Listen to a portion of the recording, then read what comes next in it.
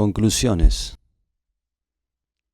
Si bien es cierto, como anticipábamos al comienzo de este trabajo, que la manera más sencilla de definir lo sagrado es siempre oponerlo a lo profano, en los capítulos siguientes se ha ido acusando la tendencia de la dialéctica hierofánica a reducir continuamente las zonas profanas y, en resumidas cuentas, a abolirlas.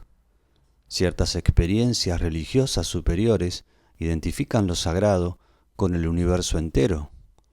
Para muchos místicos, el cosmos íntegro constituye una hierofanía, abro comillas.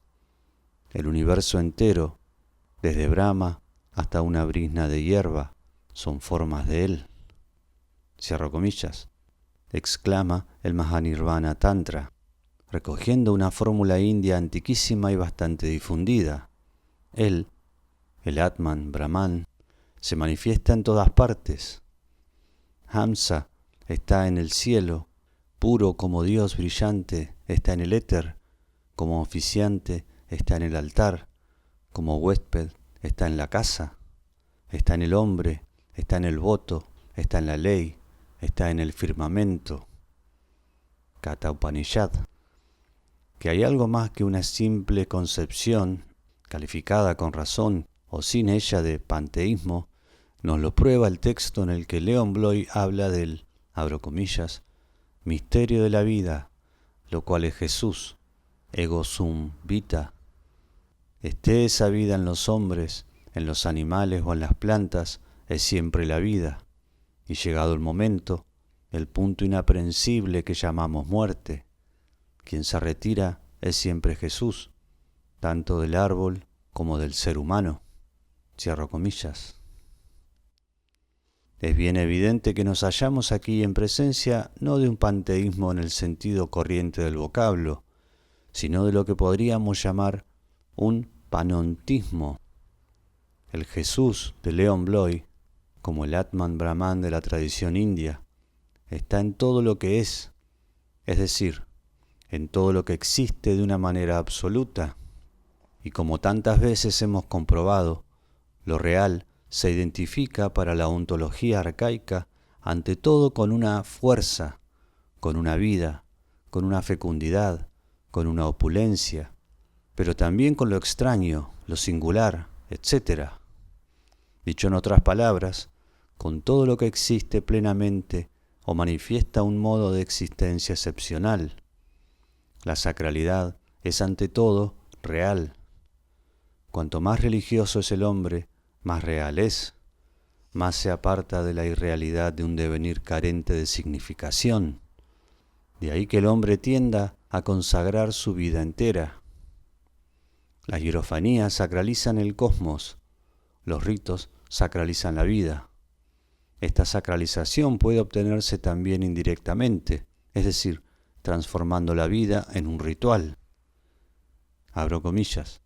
El hambre, la sed, la continencia son en el hombre lo que la consagración en el sacrificio, diksha. El alimento, la bebida, el placer corresponden en él a las ceremonias llamadas upasala. La risa, los manjares, el amor corresponden a los cánticos y recitados, stutakastra. La mortificación, tapas.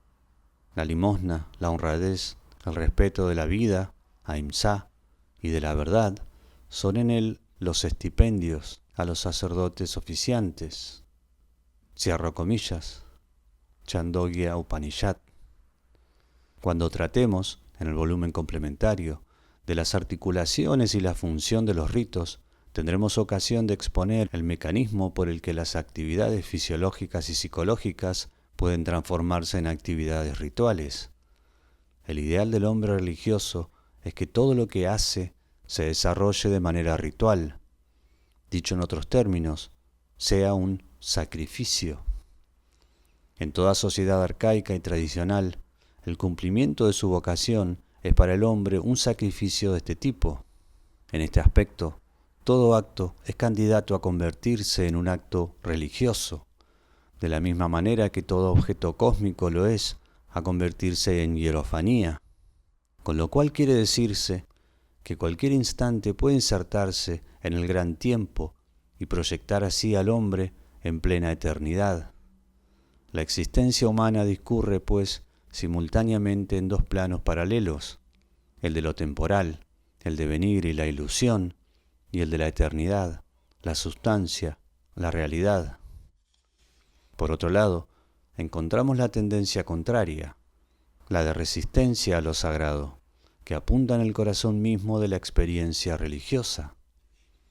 La actitud ambivalente del hombre ante algo sagrado, que a la vez le atrae y le repele, que es benéfico y es peligroso, se explica no solo por la estructura ambivalente de lo sagrado en sí mismo, sino también por las reacciones naturales del hombre ante esa realidad trascendente que le atrae y le aterra con igual violencia.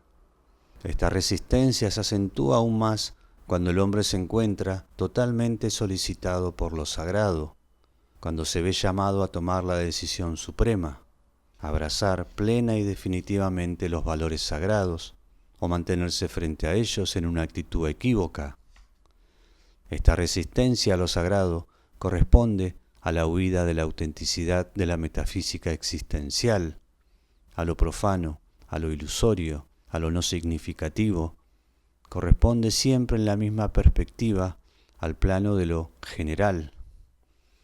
El símbolo de la marcha hacia el centro se traduciría en el vocablo de la metafísica contemporánea por marcha hacia el centro de la propia esencia y salida de la inautenticidad. Esta resistencia a que lo sagrado se apodere radicalmente de toda la vida se da incluso en el seno de las iglesias.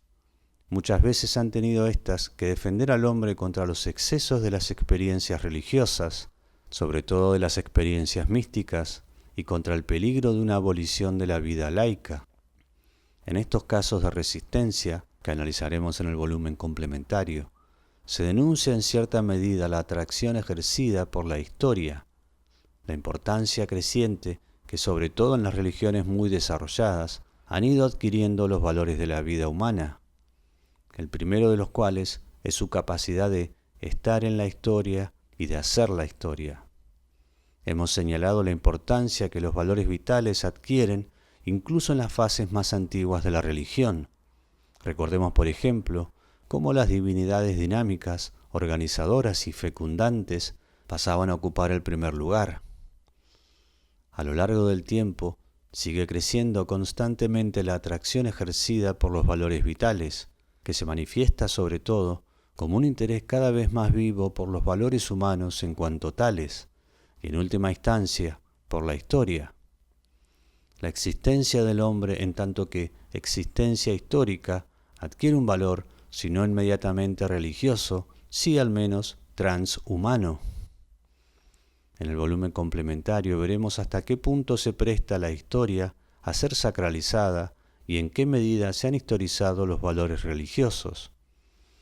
Pero ya desde ahora podemos señalar que la nostalgia del paraíso y las réplicas fáciles de las principales experiencias y símbolos religiosos nos indican en qué dirección habrá que buscar la solución a este problema. Porque esa nostalgia y esas réplicas fáciles demuestran tanto la radical repugnancia que el hombre histórico siente a entregarse totalmente a la experiencia sagrada, como su impotencia para renunciar definitivamente a esta experiencia. En este libro hemos evitado el estudio de los fenómenos religiosos en su perspectiva histórica, limitándonos a tratarlos en sí mismos, es decir, en tanto que hierofanías. Así, para esclarecer la estructura de las hierofanías acuáticas, nos hemos permitido yuxtaponer el bautismo cristiano por un lado y los ritos y mitos de Oceanía, de América o de la antigüedad greco-oriental por otro, prescindiendo de todo lo que los separa, es decir, en una palabra, de la historia. En la medida en que nos proponíamos atender directamente al problema religioso, quedaba justificado por sí mismo que ignorábamos la perspectiva histórica. Es cierto, y así lo hemos reconocido desde las primeras páginas de este libro, que la hierofanía, desde el momento en que se manifiesta como tal, es siempre histórica. Toda revelación de lo sagrado, cualquiera que sea el plano en que tenga lugar, se convierte en historia por el simple hecho de que el hombre la conozca. La historia interviene desde el momento mismo en que el hombre, siguiendo la inspiración de sus necesidades, experimenta lo sagrado. El manejo y la transmisión de las hierofanías acentúa aún más su historización. No obstante, su estructura se conserva idéntica a sí misma y precisamente esta permanencia de su estructura es lo que permite reconocerlas. Los dioses del cielo pueden haber sufrido innumerables transformaciones, sin embargo, su estructura celeste continúa siendo el elemento permanente, la constante de su personalidad. Las funciones y las interpolaciones sobrevenidas a una figura divina de la fecundidad pueden ser innumerables. Sin embargo, esto deja intacta su estructura telúrica y vegetal.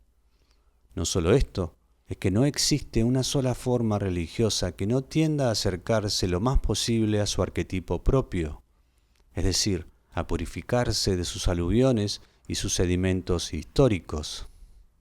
Toda diosa tiende a convertirse en una gran diosa, asumiendo todos los atributos y funciones propios del arquetipo de la gran diosa. De suerte que podemos anotar ya un doble proceso en la historia de los hechos religiosos. Por un lado, la aparición continua y fulgurante de hierofanías, y por consiguiente, una fragmentación excesiva de la manifestación de lo sagrado en el cosmos. Por otro, la unificación de estas hierofanías como consecuencia de su peculiar tendencia a encarnar lo más perfectamente posible los arquetipos y a realizar así plenamente su estructura propia. Sería un error ver en el sincretismo únicamente un fenómeno religioso tardío que solo puede resultar del contacto entre varias religiones ya desarrolladas. Lo que llamamos sincretismo se observa ininterrumpidamente en el curso entero de la vida religiosa. No existe un solo demonio agrario rural, ni un solo dios de tribu que no sea resultado de un largo proceso de asimilación y de identificación con las formas divinas vecinas. Es menester subrayarlo desde ahora. Estas asimilaciones y estas fusiones no pueden imputarse exclusivamente a las circunstancias históricas. Interpretación de dos tribus vecinas, sometimiento de un territorio, etc. El proceso es producto de la dialéctica misma de las hierofanías, esté o no en contacto con otra forma religiosa análoga o diferente. La hierofanía tiende siempre a manifestarse lo más íntegramente, lo más plenamente posible en la conciencia religiosa de aquellos a quienes se revela.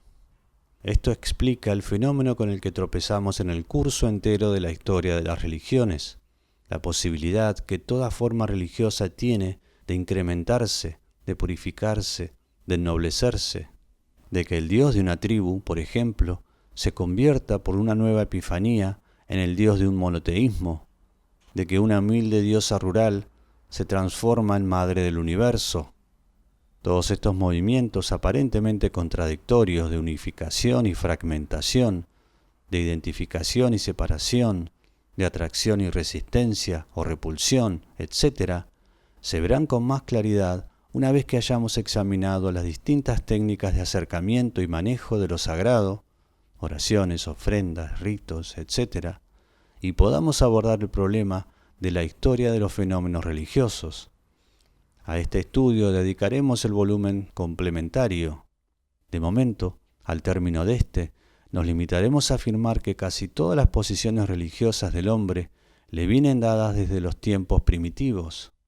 En cierto sentido, no hay solución de continuidad entre los primitivos, entre comillas, y el cristianismo. La dialéctica de la hierofanía es la misma, trátese de un churinga australiano o de la encarnación del Logos. En ambos casos, nos hallamos ante una manifestación de lo sagrado en un fragmento del cosmos. En uno y en otro caso, está implícitamente planteado el problema del carácter personal o impersonal de la epifanía. Vimos que cuando se trata de hierofanías elementales, no siempre se puede precisar si se trata de una revelación de lo sagrado de estructura personal o de estructura impersonal.